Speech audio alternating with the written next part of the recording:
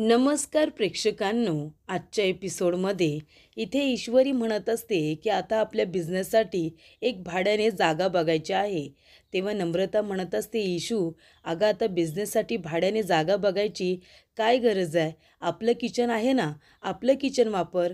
तेव्हा ईश्वरी म्हणत असते, ताई अगं आपला बिझनेस आहे ना, आपला बिझनेस जरी ऑनलाईन असला तरीसुद्धा आपल्याला असं कामाची हौस वाटली पाहिजे. त्याच्यामुळे आपल्याला प्रोफेशनली काम करता आलं पाहिजे आणि त्यासाठी आपल्याला बाहेर जाऊन काम केलं ना तर ते केल्यासारखं वाटेल. आणि म्हणूनच मला असं वाटतंय की पर्सनल आणि प्रोफेशनल ह्या दोन गोष्टी आपण वेगवेगळ्या ठेवल्या पाहिजे. आणि त्यासाठी आपल्या किचन क्लाउडसाठी आपण एक जागा भाड्याने बघितली पाहिजे, म्हणजे आपल्या कामाला सिरियसनेस येईल असं ईश्वरीला वाटत असतं. तेव्हा इथे आता जयू आत्यासुद्धा आलेली असते. तेव्हा जयू आत्या म्हणत असते, इशू अगं मला काय वाटतं, नमू जे काही बोलते ना ते बरोबर आहे. आता कुठे तू कामाला सुरुवात केली आहेस, तेव्हा तुझ्या किचन क्लाउडला आपल्या किचनमधूनच सुरुवात कर ना आधी.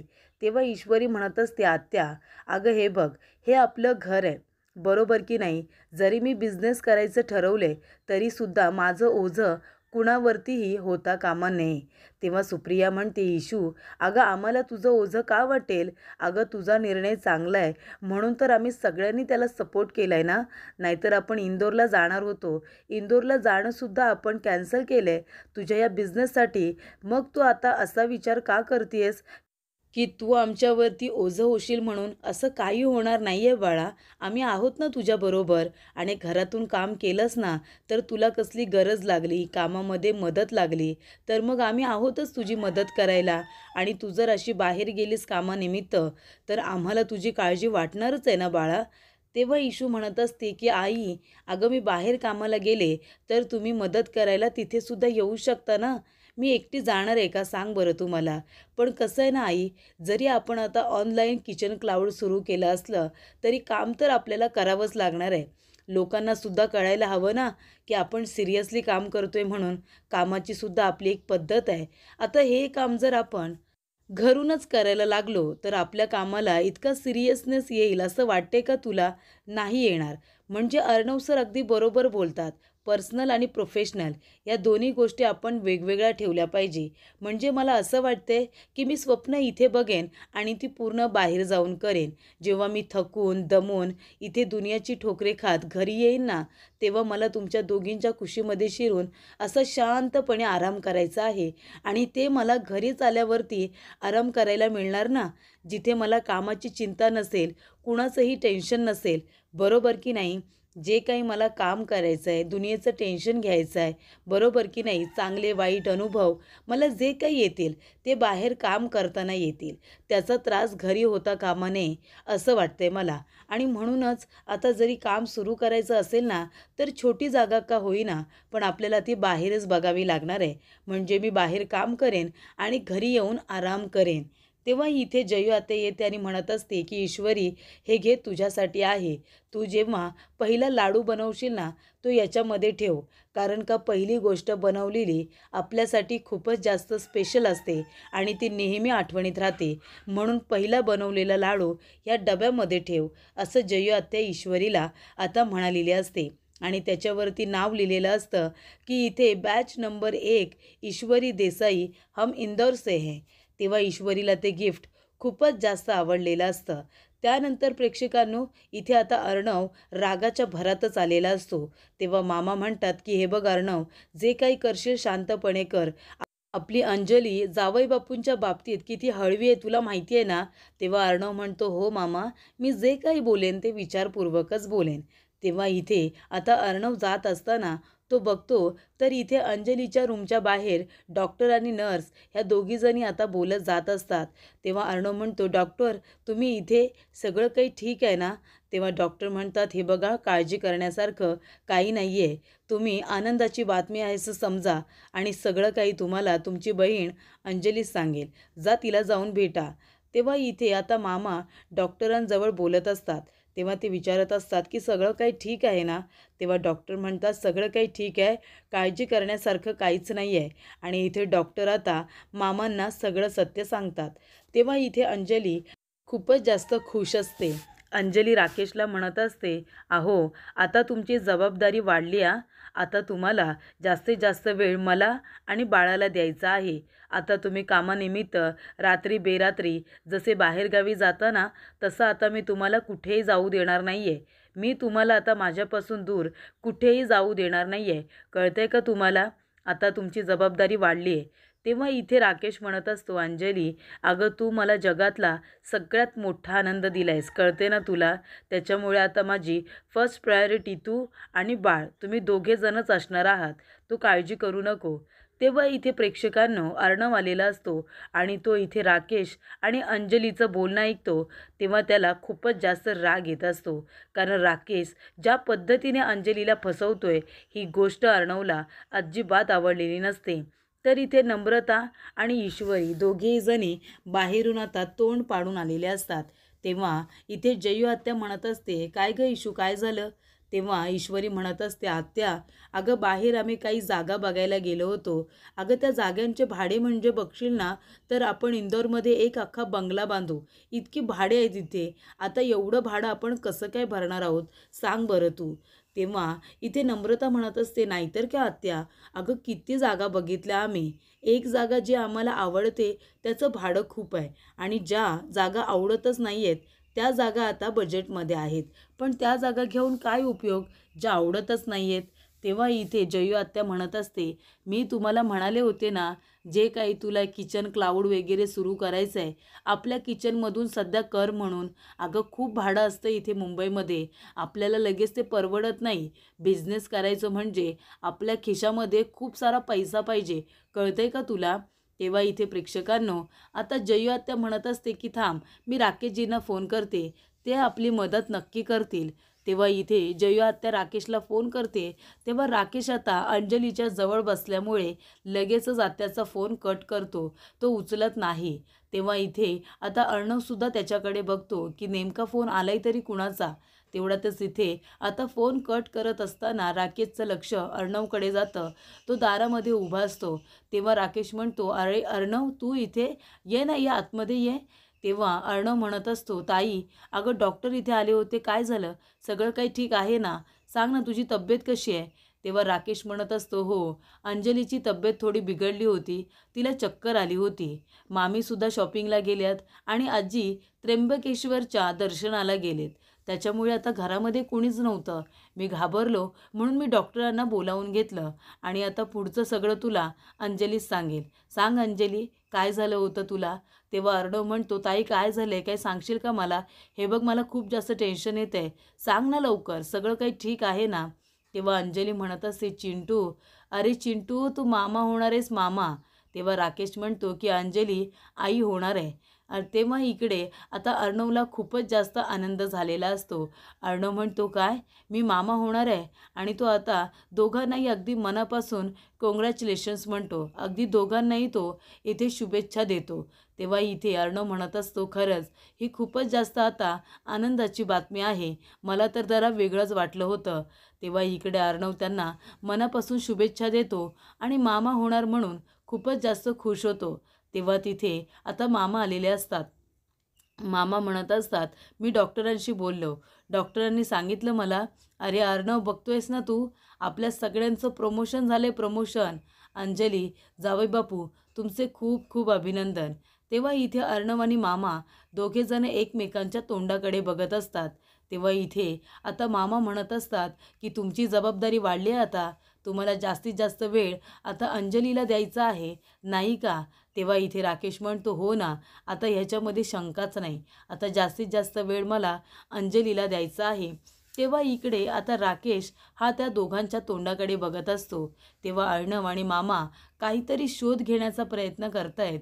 ही गोष्ट राकेशला माहिती असते, पण त्यांच्याकडे बघून आता त्याला संशय आलेला असतो की नक्कीच या दोघांच्या मनामध्ये माझ्या बाबतीत काहीतरी आहे. तेव्हा इथे आता अर्णवचा चेहरा खूपच जास्त सिरियस झालेला असतो. तेव्हा अंजली म्हणत असते की चिंटू अरे काय झाले, काही सांगशील का? म्हणजे मला माहिती आहे तू मामा झालायस म्हणून तुला आनंद झालाय, पण अरे तू चेहऱ्यावरती सुद्धा दिसू दे ना, काय झालंय, एवढा कसला विचार करतोयस? तेव्हा अर्णव म्हणत असतो की ताई तुला एक महत्त्वाची गोष्ट सांगायची आहे.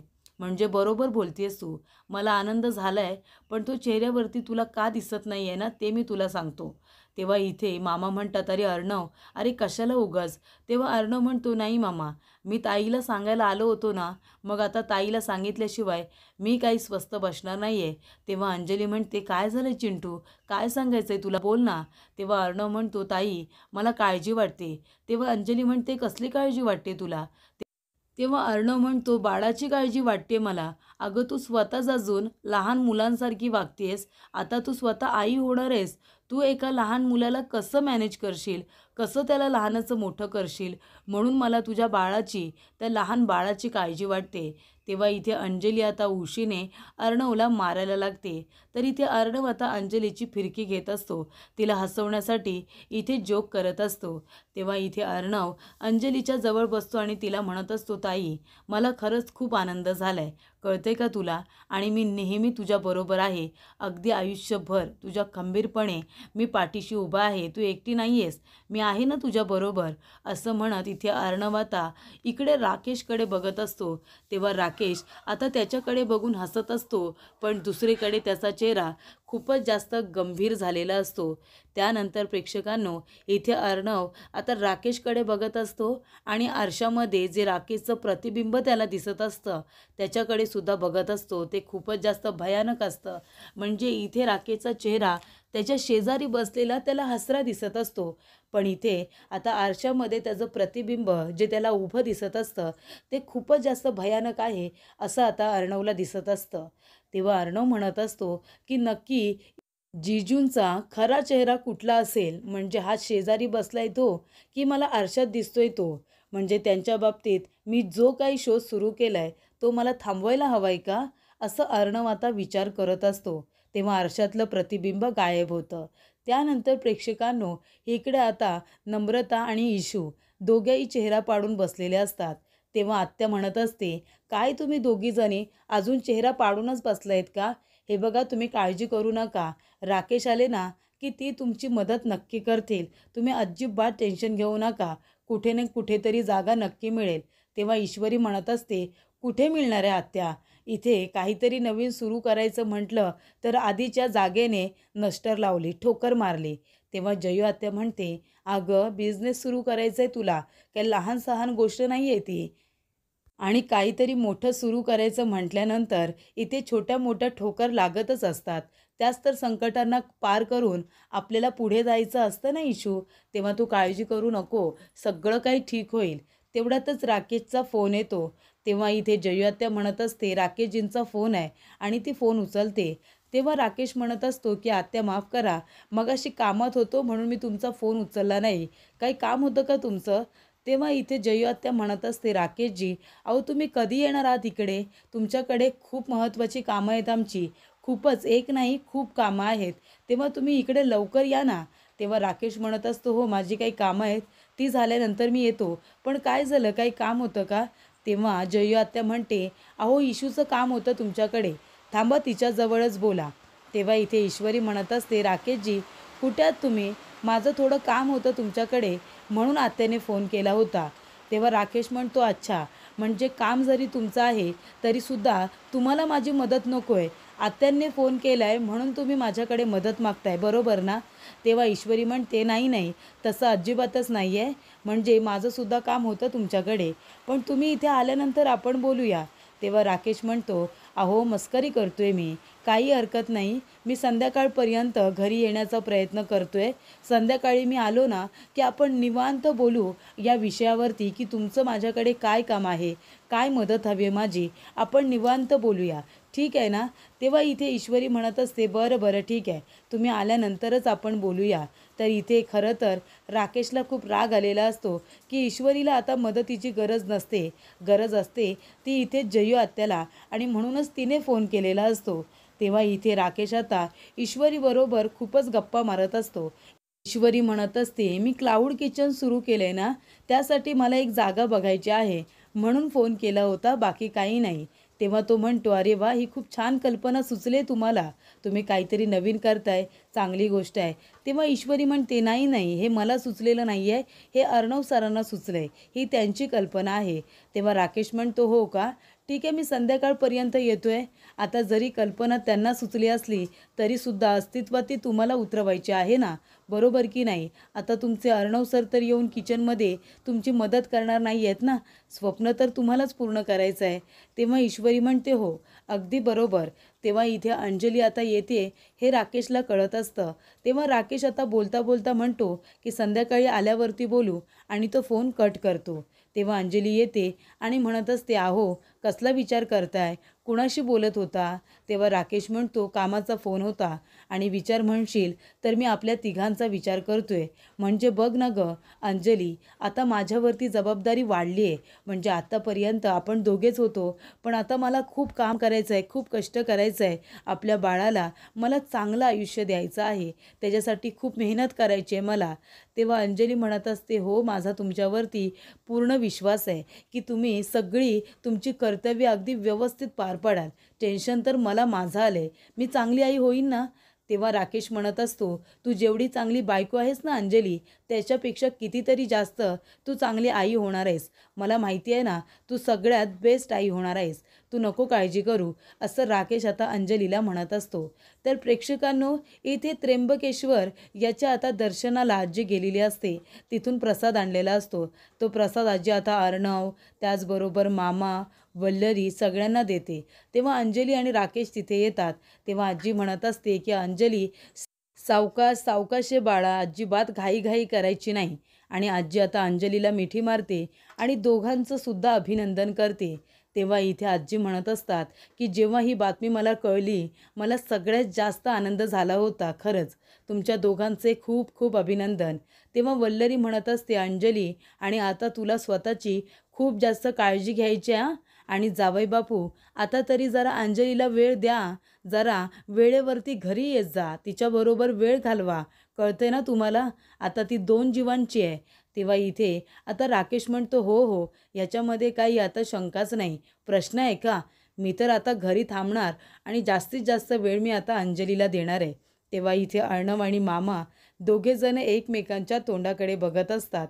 त्यानंतर इथे आकाश 2 टेडी घेऊन आलेला असतो आणि तो म्हणतो की हे मामाकडून तुमच्यासाठी गिफ्ट.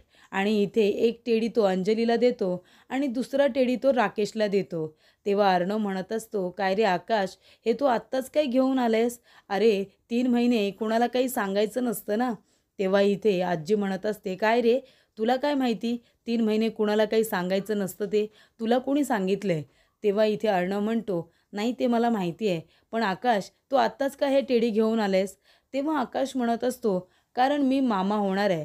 मला ही टेडी आवडली, मी घेतली. आता नंतर जर घ्यायला गेलो असतो आणि मला आवडलेली टेडी दुसरी कोणी नेली असती तर मला ती मिळाली असती का? मग मला ती आवडली होती म्हणून मी आत्ताच ती घेऊन आलो.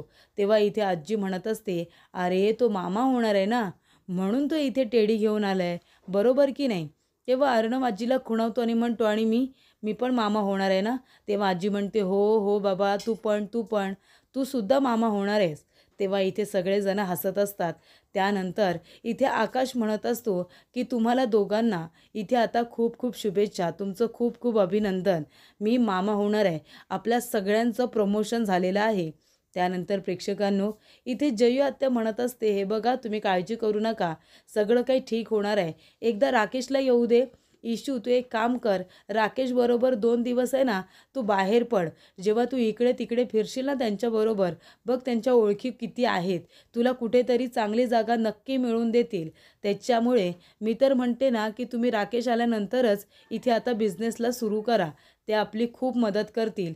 तेव्हा इथे आता नम्रता म्हणत असते, आत्या, अगं राकेशजींच्या बरोबर फिरायची काय गरज आहे? मला काय वाटतं, आपण जर अर्णव सरांना एक फोन केला ना, तर त्यांच्याबरोबर फिरायची सुद्धा गरज पडणार नाही. ते एक फोन करतील आणि सगळं काही मॅनेज करतील, अगदी जागासुद्धा. हो की नाही इशू? आपण याबाबतीत अर्णव सरांची मदत घेतली तर ते एका फोनवरती काम करतील की नाही? तेव्हा जयू आत्याला राग येतो. जयू आत्या म्हणत असते, कशाला तुम्ही त्या अर्णवचं नाव सारखं सारखं माझ्यासमोर घेता? त्याचं नाव घ्यायची अजिबात गरज नाही आहे. कळलं ना तुम्हाला? आता मदत करतोय, पण जेव्हा इथे आता ईश्वरी सक्सेसफुल होईल ना, तिला खूप यश मिळेल, तेव्हा इथे येईल आणि सगळं काही बोलून दाखवेल की उपकार कसे केले म्हणून. सगळं बोलून दाखवेल तो इथे येऊन. कळतंय का तुम्हाला? तेव्हा इकडे आता जया त्या रागानेच तिथून निघून जाते. तेव्हा नम्रता म्हणत असते, इशू मला अजिबात वाटत नाही की अर्णव सर असे इथे येऊन उपकार केल्यासारखे बोलून दाखवतील म्हणून. तुला काय वाटतं? तेव्हा ईश्वरी म्हणत असते, ताई मला पण तसंच वाटतं, पण तू आहे ना आत्यासमोर जास्त अर्णव सरांचं कौतुक करू नको, कारण आत्याला त्यांचं कौतुक केलेलं अजिबात नाही आवडत, म्हणून आपण तिच्यासमोर काही नाही बोलायचं. तेव्हा इथे नम्रता आणि ईश्वरी दोघेही आता गप्पच बसलेल्या असतात. तर प्रेक्षकांनो, पुढील भागामध्ये आपण बघूया इथे अर्णव आणि मामांचं बोलणं सुरू असतं. तेव्हा राकेश तिथे येतो. तेव्हा दोघेही गप्प बसतात. राकेश म्हणत असतो, काय झालं, तुम्ही दोघेजण काही महत्त्वाचं बोलत होता का? नाही म्हणजे मी आलो आणि तुम्ही दोघेजण गप्प बसलात म्हणून बोलतोय. तेव्हा अर्णव म्हणत असतो की तुम्ही आम्हाला इथे वाढदिवसाच्या शुभेच्छा देत असताना जो त्या काका काकूंचा व्हिडिओ दाखवला होता ना, ते दोघेजण कुठल्याही वृद्धाश्रमात नाही राहत. ते दोघेजण एक टपरी चालवतात, चहाची टपरी, बरोबर की नाही? त्याच्यामुळे ते वृद्धाश्रमातले आहेत असं तुम्ही आमच्याशी खोटं का बोललात? असं अर्णव आता राकेशला विचारतो. तेव्हा राकेशच्या चेहऱ्याचा रंगच उडतो. तेव्हा इथे आता राकेश ईश्वरीची मदत करत असताना सुप्रिया म्हणत असते, तुम्ही खूपच मदत करते आमची. तेव्हा राकेश म्हणतो, याच्यामध्ये माझा स्वार्थ आहे ना? तेव्हा सुप्रिया म्हणते, कुठला स्वार्थ? तेव्हा राकेश म्हणतो, तुम्ही तुमची मुलगी द्याल ना मला, ईश्वरीजी त्या मला द्याल ना? असं म्हणाल्यानंतर ईश्वरी राकेशकडे आश्चर्याने बघायलाच लागते.